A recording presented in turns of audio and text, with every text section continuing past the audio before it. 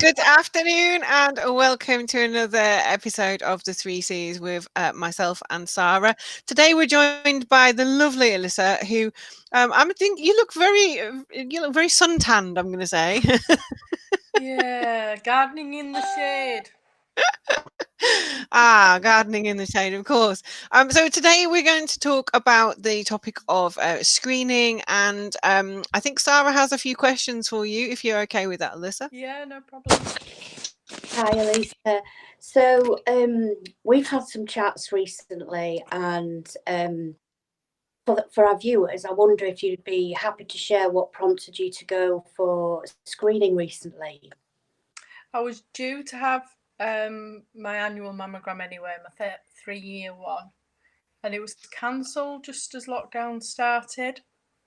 And then I found I found a lump under one of my arms, which concerned me a bit. Then I got in touch with my doctors. She gave me the option to either go on the fast track system or have some antibiotics in case it was just an infection.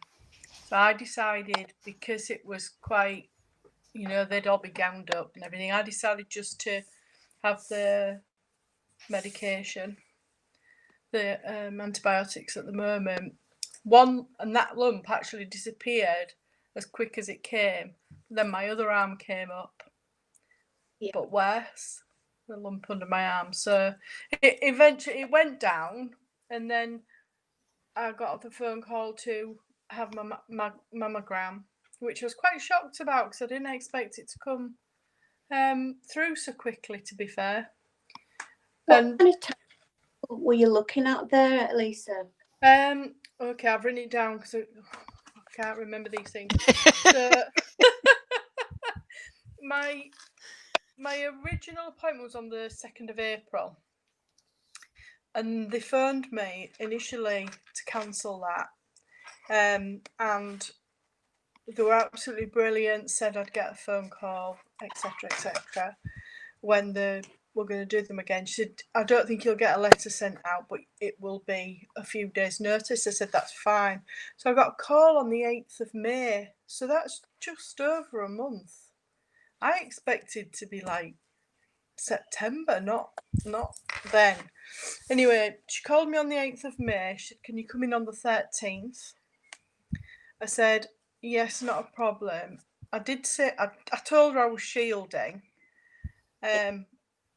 So I was given the option, if I'd have not had the lumps previously, I probably would have waited and let somebody else go in sooner to have theirs done. Mm-hmm. But because I'd had the lumps come up, I was just a bit, I want to get this done. So you weigh two things out. So how are you feeling at having had breast cancer previously?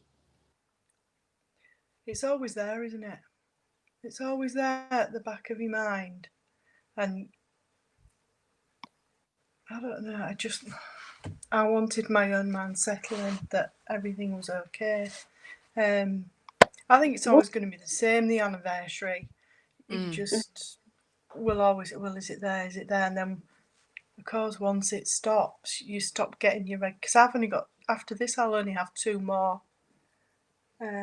Like the 5 years will be up for my mammograms. Having an annual mammogram is a great thing for peace of mind, to know that you're in the clear. Yeah. But it's an anniversary reminder of what you've been through, so it's quite traumatic. Is that fair to say? Yeah. Because I've had lots of other things going on over the last few years as well, but that's the one that sort of comes back. Because I think as well, because I was caught early and I didn't find a lump. There's always that thing of, well, what if I have got something I have nothing, no lumps or anything to compare to last time, if that makes any sense. Absolutely, yeah. So, yeah. But when I went into the hospital, there was loads of room in the car park, so you didn't have to pay. And you didn't have to pay for the car parking, which made a change. I walked straight in and up to the hospital, into the ward 22 where they're doing. The girl was just leaving on the reception. There was only me in there. All the chairs were spread around, and I went early, and I was seen early as well, and I was straight in and straight out. And then, so that was the 13th of May, and then I had my all clear letter by the 16th, and I was told 4 weeks. So That's really good, isn't it? brilliant. That is really good. Because I think for a lot of people as well, that 4 weeks wait is quite a big thing, isn't it? That's what my dad had said yesterday, to be fair. He was talking about the fact that he was told his results he would only be contacted if his results said he needed further treatment. And he was sort of a little bit anxious about that, because I think in my dad's head it was, what happens if that letter gets lost in the post? What happens if I was supposed to get a letter and it hasn't arrived? And it is that unknown. So to get that concrete confirmation that you are okay is a massive weight off, isn't it, really? The thing with me is as well, usually if there's something wrong, you seem to get a letter back quicker. So I was sat outside and I'm thinking, the letter came and I knew straight away where it was from. Oh God, not again!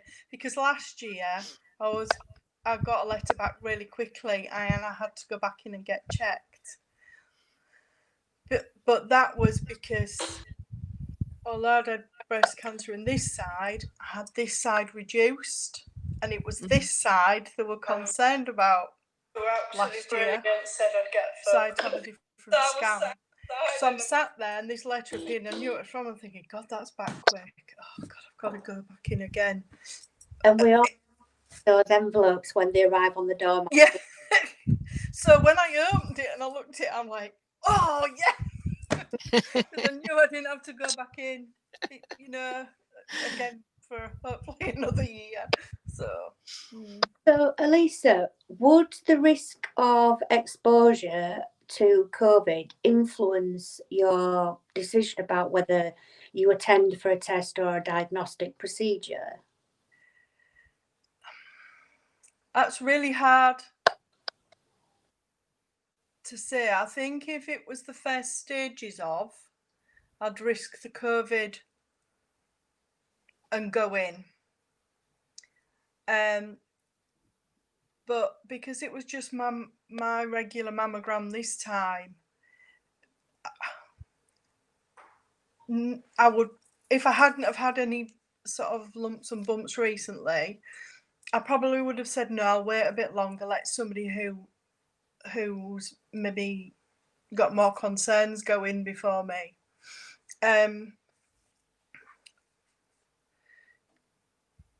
But I think that's been the deciding factor on this one, and it's not my initial. So yeah, I would have, if it had been initial signs and symptoms, I'd have gone into hospital straight away. But the good thing, you contacted your GP. Yeah. Was that the telephone appointment? Yes, I spoke to her over the telephone and everything.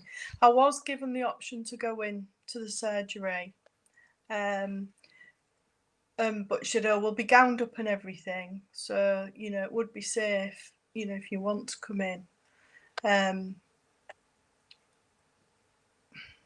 At that time, I chose not to go in. I thought, well, I can't feel. Well, I've not felt any lumps and bumps. It was under my arm, so I just said no. I just will take the antibiotics. But she said if you are worried in a few days, just call it. She said call in at any time at all. She said, and we'll get you on the fast track system. She said, don't worry about that. So yeah, I think because this one disappeared as quick as it came, and then this one came up, I just thought, well, it must just be my glands. I must have an infection of some kind for rather than anything a bit more sinister. So when you actually went into the hospital, were people gowned up? Did you feel safe? Yeah, I mean, I walked up the stairs. I didn't go in the lift. I think they could have, and there was some markings on the ground for footings, but normally you've got hundreds of people outside smoking who shouldn't be there anyway. And there's always lots of people in the foyer at Pinderfields, but there wasn't. It was empty, and they're not letting visitors in. It says they're not letting visitors in. So I literally walked through a big clear space straight upstairs. The girl who was doing my mammogram, she was all gowned up and everything, and there was only one other person up there. And did that mind knowing there weren't a lot of people around? Yeah, because I am reluctant. I mean, I am shielding, and I do go out in the garden, and I have been to Emma's, haven't I? I've been to the wellness centre, only because she said it would be safe for me to go there, and I was mentally going stir crazy. So, and I've, that actually going to see Emma was all I needed to settle back down again. But other than that, I don't really go out very far. So what specific reassurances would you want if you had to attend hospital for any reason? Because obviously you've been careful at shielding, you've been to the wellness centre for a specific therapy, or to sort things through, because you've been caged in for so long, and I understand that feeling. Mentally you've got that support through Emma, but what reassurances would you want if you knew you'd to attend hospital? To know that people would keep the distance. Yeah. To know that the staff are gowned up and they're protected properly as well. Not just me. Make sure everywhere's cleaned down. But how can you guarantee that? You don't know. You put your faith in them, don't you? That they've cleaned everywhere, sanitized everything down.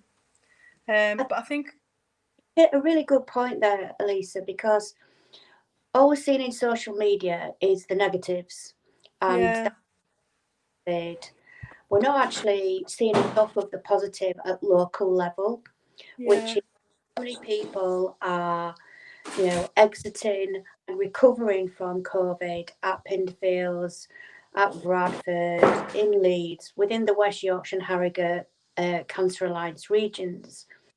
Do you think more information about the numbers and the positive outcomes would help enforce? Yeah, probably.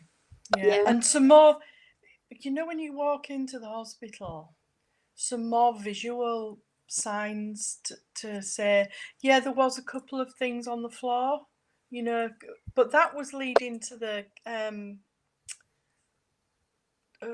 cash machine. It wasn't leading anywhere else. And maybe things like if there was a one-way system in the staircases, one for going up and one staircase for coming down. That's interesting you should say that, actually, Elissa, because I've been talking to staff who are actually implementing that themselves. So maybe an indication for patients. I like the fact that you use the stairs, because that's increasing your exercise.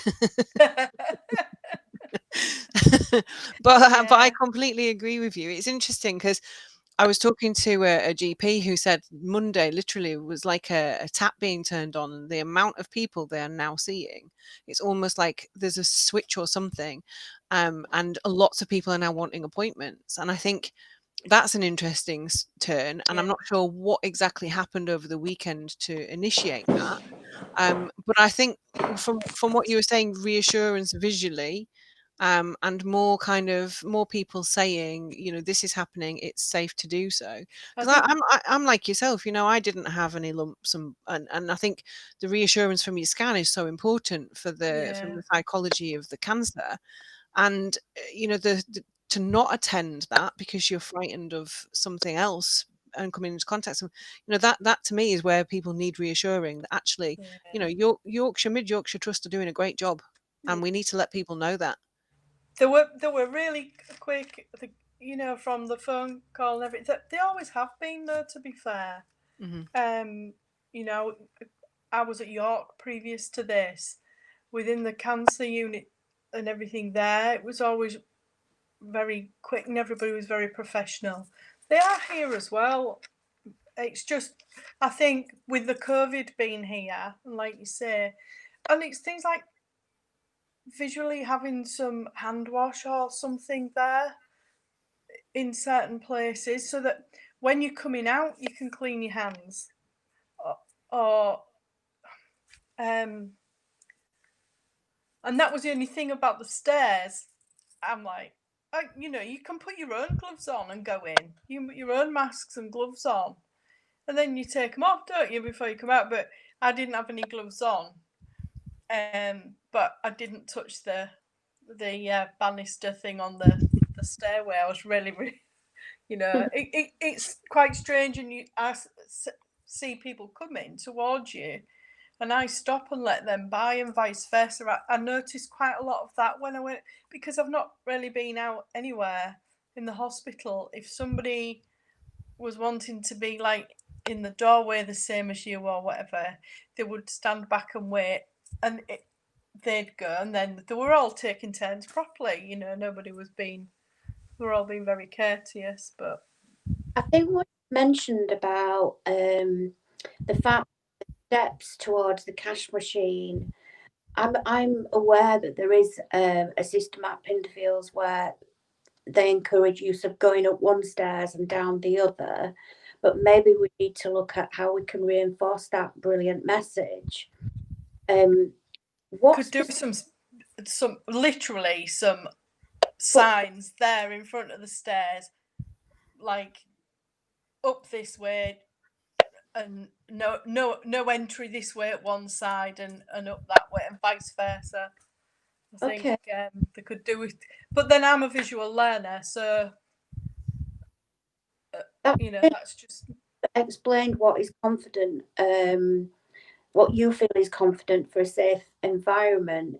Now, if there were separate entrances and exits for cancer patients and people having diagnostic testing, as in a separate cancer site to a COVID site, would that make you feel more confident? If the work's segregated and you are consciously aware that that's a COVID environment and this one isn't, would that make you feel more comfortable? I don't know. I've never really particularly thought about that, but I would, if steps are in place within the hospital, and they only did appointments in the cancer side half an hour apart because the girl told me, and I was the only person in there. Well, there was nobody passing me on that corridor. If it was where was passing, there was more people around and passing on the corridor, then I would say a different entrance would be better, so that you didn't have to pass anybody, because it's not really, it's not, it is quite a wide corridor, but maybe not 2 meters. So, is your anxiety around going and attending an appointment at a hospital more about the number and the volume of people you're coming into contact with, rather than the hospital itself? Yeah. And my appointment was at 5 o'clock in the evening, which made me feel a little bit better anyway, because it's usually not that busy, sort of that time.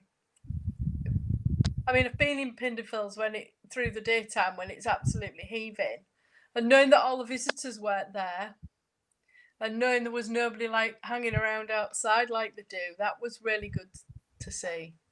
So, but I think if there was more people around, then I think to be honest with you, I actually think if it had been somebody was invading my space, I would have told them to get out my type of thing. But I wasn't put in that situation, so sometimes it's hard to assess. Do you think, Elise, we're in the shielding group and that we don't go out into any community areas where at home, that seeing somebody else, be it in the street or even in a hospital appointment situation, we feel it more because we haven't got that people contact and we feel we can't trust what others might do? Yeah. I mean, I know that if for say, for instance, you came out in your car or I came out in my car and was there to collect something, I know we'd keep that distance. I know from stories that Simon's told me about, it's just gone crazy in the supermarkets now. Nobody social distances.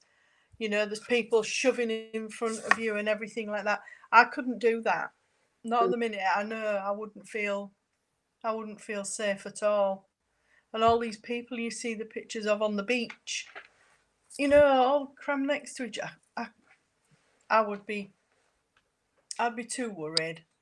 So to be fair, Alyssa, I wouldn't do that in the best of times. If I go on holiday and everyone's crammed on the beach, I'm going somewhere else. Yeah. But But I think it looks to me as well, and I think it's maybe a bit more bothersome now, that more and more people are going out and doing what they want when they want. It seems to be getting that way. And if the hospitals were getting busier, then I wouldn't want to. Here's a good question for you. Because we're shielding and there's people that are social distancing, do you feel there's enough information imparted for those that are in the shielding zone? I know some of us have got letters saying that you need to shield longer.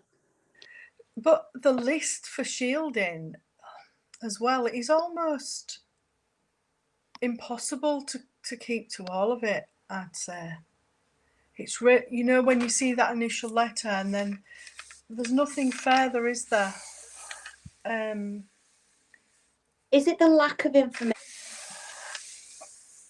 Because there's news about what other can do by go out with one other person for a walk.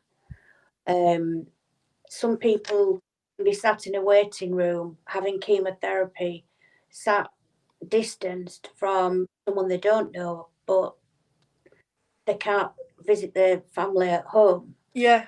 Oh, God, isn't there? Yeah. My family live all over anyway, family and friends, from over the years.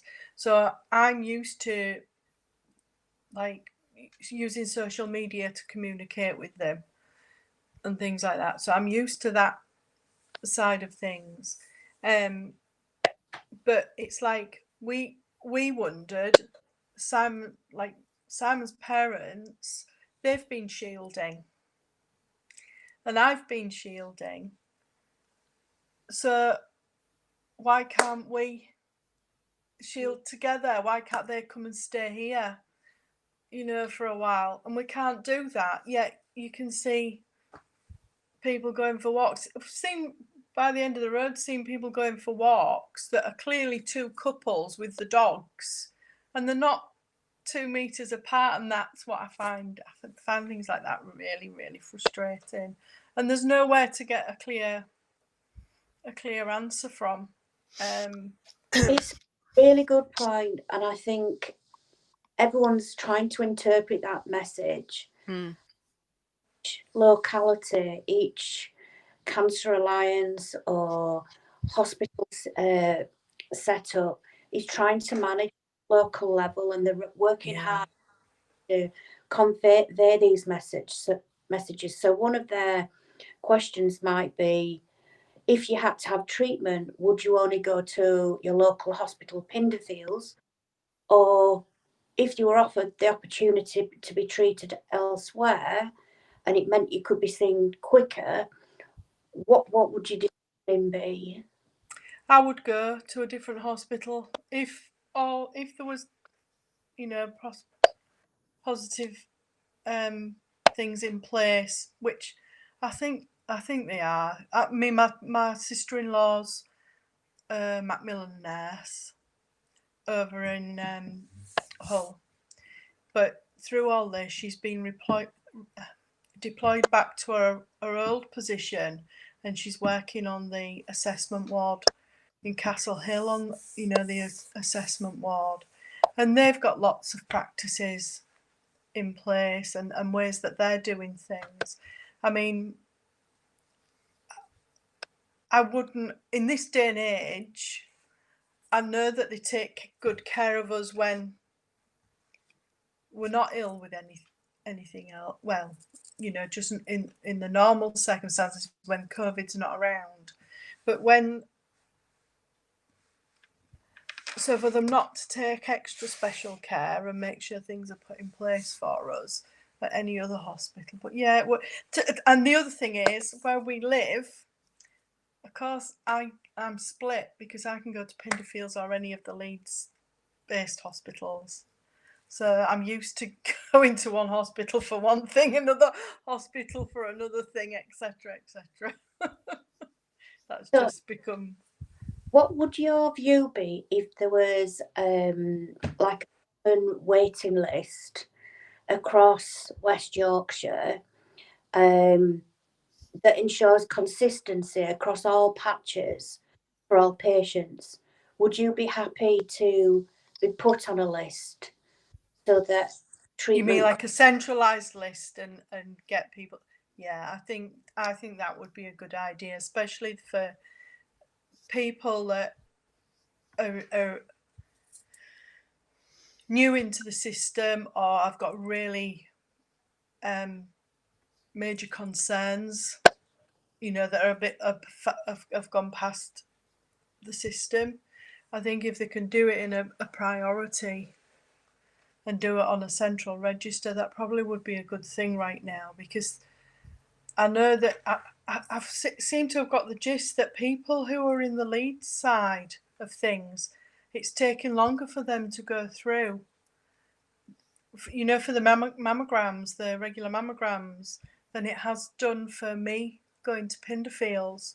So if there's a longer waiting list in Leeds, could some not go through to Pinderfields? Because they can all communicate with each other, and I know they can, because of course with me coming through from York, they had to cross over the information. They can call each other up, or they can go into different screens and things.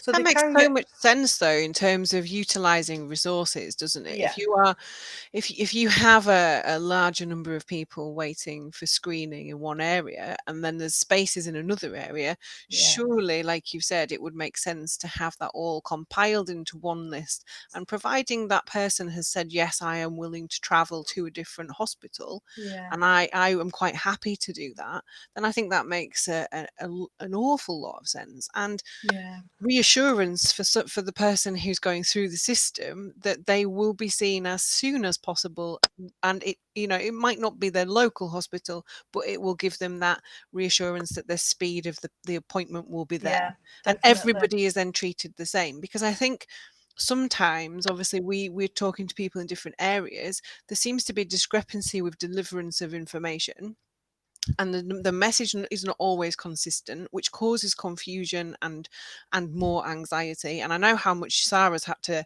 talk to people, you know, that have experienced something and then their friend hasn't had the same letter, and it makes it very Yeah, difficult. So I think that's a fantastic plan, if that is something that they could put in place. I mean, yeah, I just want to go quickly back to something that you were talking about in terms of shielding.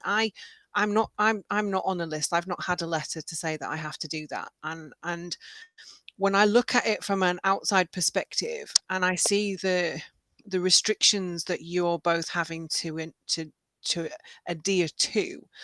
And I think about when you're going through a cancer pathway and you're shielding to protect yourself because your immunity is low if you're having treatment, you're still able to go for a coffee after your chemo with your friend. You're still able to have someone visit your house. And I think now the restriction, although you are very practiced at shielding, the restrictions now are even more intense.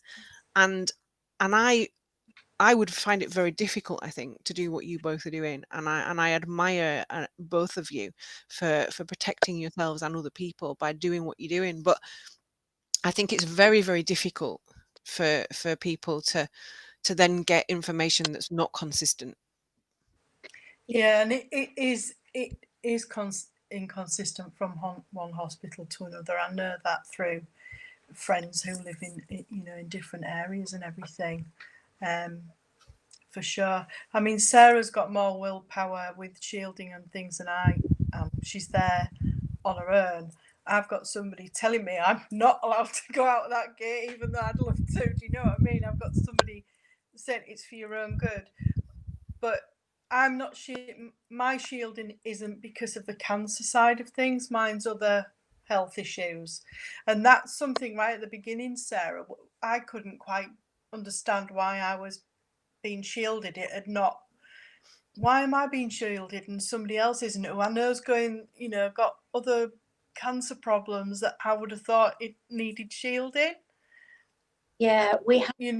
People with lymphedema and things like that, they can, if they get an infection, if they suffer bad with that, that can make them really poorly. And I know somebody that doesn't live too far away that has that. She didn't get a letter and I did. And I'm thinking, but why? Why? She did, but she did get one. It was a few weeks after mine, but of course mine was for other issues. I think we've got to look at each letter and each patient individually. Yeah. It came from texts from the government, some from local GP surgeries. How that data has been pulled together has been quite a tough job for alliances, for charities, for support groups, for the government, the whole caboodle to get the head round. And it's not a simple matrix. And I guess there's also an A to Z of the alphabet as to who gets what when. I think what I'm really looking for, we've all tapped into GPs, hospital staff. If particular clinics have not been available, we've tried to kind of create our own network by who do we know who knows somebody to find out who's available to talk to for a result or for an appointment. Yeah. And I think the word of mouth has become really important. What organisation or individuals would you trust the most as the latest source of information? Our support group. To be different sources. Yeah, I would trust the doctors, and if I needed to phone, we've got numbers for the cancer support unit and everything. I would phone there. There's the internet as well to look on. But if I wanted an answer sooner rather than later or some advice, it'd be the support group.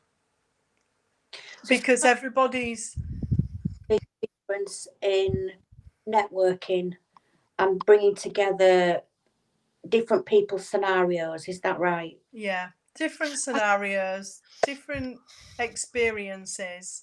Like we say, everybody is individual. Everybody's different. Everybody deals with things differently, don't they? I think the other thing for me about the support group and the information that is put out in there is that I'm pretty confident, Sarah, that you will have checked the validity of the information before you put it in there. You're not going to put any old rubbish into a support group where people are very reliant on that for where they get their information from. I would struggle with internet Google because you're not always getting accurate information. Trusted sources perhaps for me, yes, I think yourself, and Public Health England, they put out good information. The alliances are always very up to date and current. So I think I don't think I would look Yeah, elsewhere personally. the Yorkshire Cancer Alliance as Yeah, well. Yorkshire Cancer Alliance, But I think it's very current. It's good. yeah, I think because we know how thorough Sarah is with things, and also I've still got links with York support group as well, and I know how thorough Zoe is there. Mm. And I trust both of the girls so much that, and because they know so many different people that have gone through so many different scenarios, and they may know an issue or a problem that's come up that's maybe similar, so can sort of. I think you're right, but I think it's really important to remember that York will be operating at a different service level. Oh yeah, they do. Yeah, they do. Yorks, and everyone's working slightly differently throughout the regions that they live in. But I think what I'm taking away from today is, whereas I will discuss things with clinicians and the Alliance, I will only share things that is of current information and up to date that's reliable, and that source of information may change by the hour. Yeah. It's a very flexible and fluid environment that we're in. But I think what I've learned from you today, Elissa, is that support groups are stepping in to support the NHS until they can continue used to. Yeah. And get some information from the alliances to distribute through things like the Yorkshire Cancer Community website and support groups. Yeah. Would that work for you? Yeah, and I it's as well. You don't want to be putting more pressure on the nursing staff because they've got the pressure going on, as it is at the minute. So I think to me to keep nattering them, whereas in the early days I would have kept nattering, I would have kept nattering them. But So what you're saying is you'd rather natter Sarah? No, I'm joking. yeah. Yeah. No. I know she has a lot. I know she has a lot of messages from left, right, and centre. But the thing is, because we come to the wellness centre to do our fitness activity, normally if I wanted to know something, or we've got the My Craft group, if we're there at the sessions, if we have got any concerns or something's happened, we will openly ask each other. Yeah. And that's. I don't need to go beyond that. I'll get my answers there and then, and it'll be say, well, ring the doctors or do this and that. I'll do it. Do you know what I mean? It's just sometimes you need. Haven't you, Elissa? So it's normal and okay to pick up the phone and say, "Can I have some advice? What do you think?" And that's your prompt, and you act on it. Yeah. So I reckon we've got some great feedback to relate to the NHS, the alliances. You've been absolutely amazing today. I can't thank you enough. Thank you.